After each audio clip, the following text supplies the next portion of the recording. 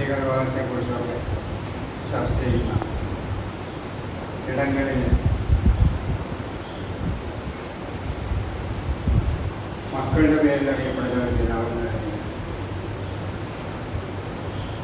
ഇത്തരം പല കാര്യങ്ങളും സംസാരിക്കേണ്ടി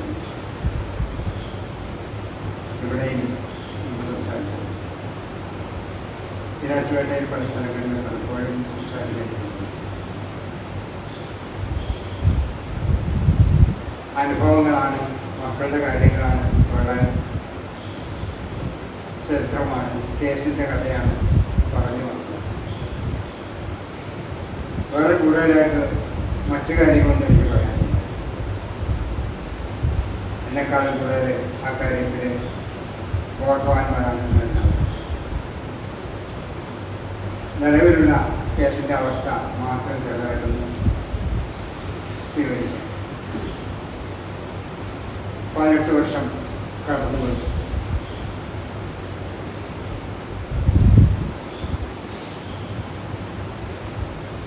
ഇന്ന് അവർ ജയിലിൽ കഴിയും. 2008 മുതൽ 2026.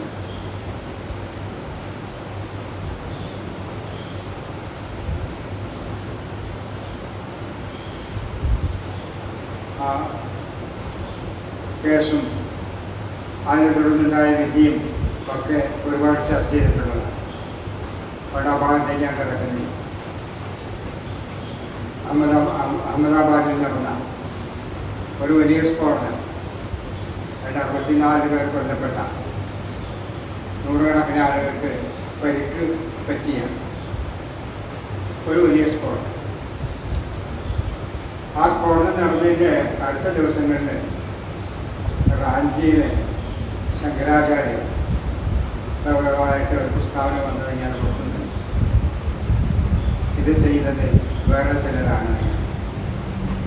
അദ്ദേഹം പറയുന്നുണ്ടായി, സൂറത്തിൽ നിന്ന് പൊട്ടാതെ കിട്ടിയ ബോംബുകൾ, അഹമ്മദാബാദിൽ പൊട്ടിയ ബോംബുകൾ, ആ പൊട്ടാത്തതും ഈ പൊട്ടിയതുമൊക്കെ ഇവിടെ വേണ്ടപ്പെട്ട ചില ആളുകളുടെ സംഭാവനയാണെന്ന് അദ്ദേഹം വളരെ പറയുകയുണ്ടായി. ഹിന്ദുത്വ ശക്തികളെ ഉദ്ദേശിച്ചുകൊണ്ടാണ് അദ്ദേഹം അങ്ങനെ ഒരു പരാമർശം നടത്തിയത്. ഏതായാലും അതാണ് സംഭവം. അതിൻ്റെ ആ സ്ഫോടനത്തിന് ഗൂഢാലോചന നടത്തി എന്നുള്ളതാണ് എൻ്റെ മക്കളുടെ മുഖം. അവർ കണ്ടിട്ടില്ലാത്ത, പോയിട്ടില്ലാത്ത ഒരു സ്ഥലമാണ് ഗുജറാത്തിലെ ഒലയിൽ എന്നൊരു സ്ഥലം. അങ്ങനെയാണ് എൻ്റെ ഓർമ്മ, പേര്.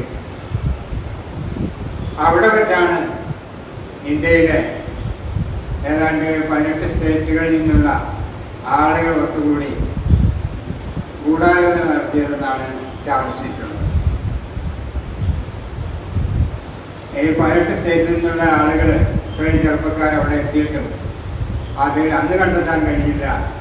പിന്നെ വർഷങ്ങൾക്ക് ശേഷം ഇത് പൊട്ടിക്കഴിഞ്ഞിട്ടാണ് കണ്ടെത്തുന്നത് എന്നുള്ള ആ ഒരു മറുവശം ഒരു ചോദ്യം കൂടെ അവശേഷിക്കുന്നു. ഏതായാലും ആ കേസിൽ അവർ ശിക്ഷിക്കപ്പെട്ടു. വധശിക്ഷയാണ് വിധിച്ചത് നിങ്ങൾക്കറിയാം. ആ ശിക്ഷാവിധിയുടെ അപ്പീൽ കൊടുത്തിരുന്നു. അഹമ്മദാബാദ് ഹൈക്കോടതിയിൽ അതിൻ്റെ അപ്പീൽ കേസ് നടന്നുകൊണ്ടിരിക്കുന്നു. ആർഗ്യുമെൻ്റ് കഴിഞ്ഞു. അടുത്ത് തന്നെ വിധി വരും എന്ന് പ്രതീക്ഷിക്കുന്നു. മിക്കവാറും ഈ 3-ാം തീയതിയോടുകൂടെ ഡേറ്റ് അറിയാൻ പറ്റുമെന്നാണ് വിചാരിക്കുന്നത്. വിധി എന്നാണെന്നുള്ളത് ആർഗ്യുമെൻ്റെല്ലാം കഴിഞ്ഞിരിക്കുക. അപ്പോൾ അധികം താമസിയാതെ അതിൻ്റെ വിധി വരും എന്ന് പ്രതീക്ഷിക്കുന്നു. വക്കീലന്മാരുടെ പെർഫോമൻസ് വെച്ചുകൊണ്ട് പറയുകയാണെങ്കിൽ കേസ് വിട്ടുപോകാനുള്ള സാധ്യതയുണ്ട്. പക്ഷേ ഇപ്പോഴത്തെ സാഹചര്യം നമുക്കറിയാം. ജഡ്ജിമാരും ഒക്കെ ഏത് നിലയിലാണ് കാര്യങ്ങൾ കൈകാര്യം ചെയ്യുന്നത് എന്നുള്ളത് നമുക്കറിയാം. അതുകൊണ്ട് വലിയ പ്രതീക്ഷയിലൊന്നും നമുക്ക് ഇരുന്നിട്ട് വലിയ കാര്യമൊന്നുമില്ല. ഏതായാലും അങ്ങനെ ആ സാഹചര്യം ആ രീതിയിൽ പോകുന്നു. അതോടൊപ്പം മറ്റൊരു കേസ്, ഇവരെ പിടിച്ച് 3 മാസം കഴിഞ്ഞിട്ടാണ് അഹമ്മദാബാദ് സ്ഫോടനം ഉണ്ടായതും ആ സ്ഫോടനത്തിൽ പ്രതിയാക്കി ജയിലിൽ കിടക്കുന്ന സമയത്തുണ്ടായ സ്ഫോടനമായി. പിടിച്ചത് സിമിയുടെ പേരിൽ യോഗം കൂടി എന്ന പേരിൽ ഇവർ5-6 പേരെ ഒരുമിച്ച് പിടിക്കുക ചെയ്തു. അവരവരുടെ റൂമിൽ, എൻ്റെ മകൻ്റെ റൂമിൽ താമസിക്കുക, അവിടെ ഒരുമിച്ചുണ്ടായിരുന്നു 6-7 പേര്.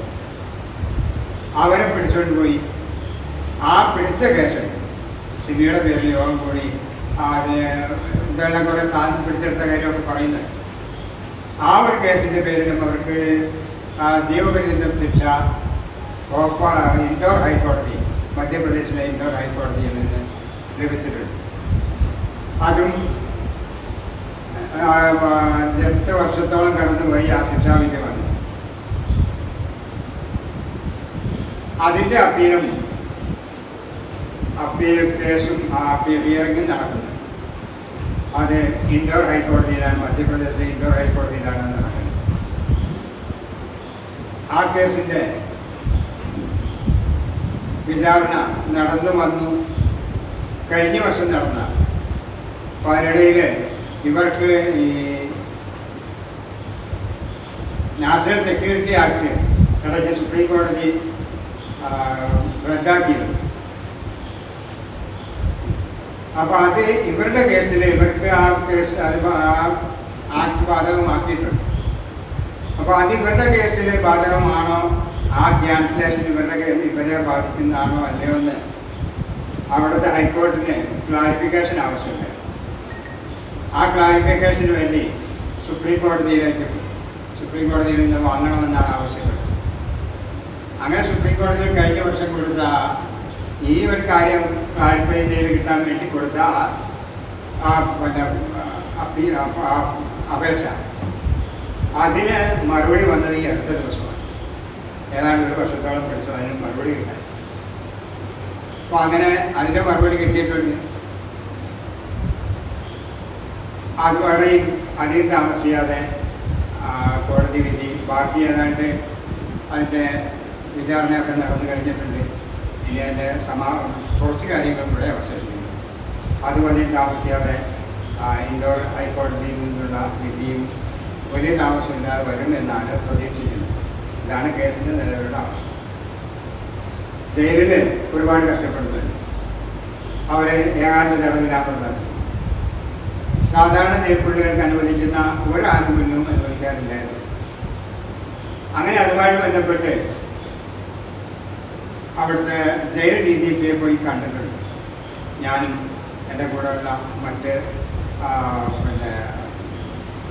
അവരുടെ കുട്ടികളുടെ പാരൻസും കൂടി, പിന്നെ അവിടുത്തെ ഒരു സാമൂഹിക പ്രവർത്തകയും ആയിട്ട് ചേർന്നാണ് പോയി കണ്ടത്. അപ്പം കണ്ടപ്പോൾ അവിടുത്തെ ജയിലിൻ്റെ അവസ്ഥയൊക്കെ പറഞ്ഞു. അദ്ദേഹം ജയിൽ DGP ഇതെല്ലാം അംഗീകരിച്ചു. ശരിയാണ്, ഈ പറഞ്ഞതൊക്കെ സംഭവം ശരിയാണ്, ഇത് ന്യായമല്ല എന്നും അറിയാം. അദ്ദേഹം പറയുകയാണ് ന്യായമല്ല എന്നും അറിയാം. എന്നാൽ എനിക്ക് ആ കാര്യം ബോധ്യമുണ്ട്. പക്ഷേ അവിടെ എനിക്ക് തീരുമാനമെടുക്കാൻ സാധിക്കുകയില്ല. അദ്ദേഹം തുറന്നു പറഞ്ഞാൽ തീരുമാനമെടുക്കുന്ന ഇവിടെ വേറെ ചിലരാണ് എന്നാണ് അദ്ദേഹം പറഞ്ഞത്. ഡീപ് സ്റ്റേറ്റിനെ കുറിച്ച് നമ്മൾ പലപ്പോഴും ചർച്ച ചെയ്യുമ്പോൾ നമ്മുടെ നാട്ടിൽ, നമ്മുടെ സ്റ്റേറ്റിൽ ഉൾപ്പെടെ ആ ഡീപ് സ്റ്റേറ്റിൻ്റെ പ്രവർത്തനം എത്രയോ നടക്കുന്നുണ്ടെന്ന് നമുക്കറിയാം. ആ ഡീപ് സ്റ്റേറ്റാണ് അവിടെയും കാര്യങ്ങൾ നിയന്ത്രിക്കുന്നത് എന്ന് ചൊല്ലും. അതേ ജയിൽ DGP തന്നെ പറഞ്ഞിട്ടുണ്ട്. അദ്ദേഹം നിസ്സഹായനാണെന്നാണ് അദ്ദേഹം പറഞ്ഞത്.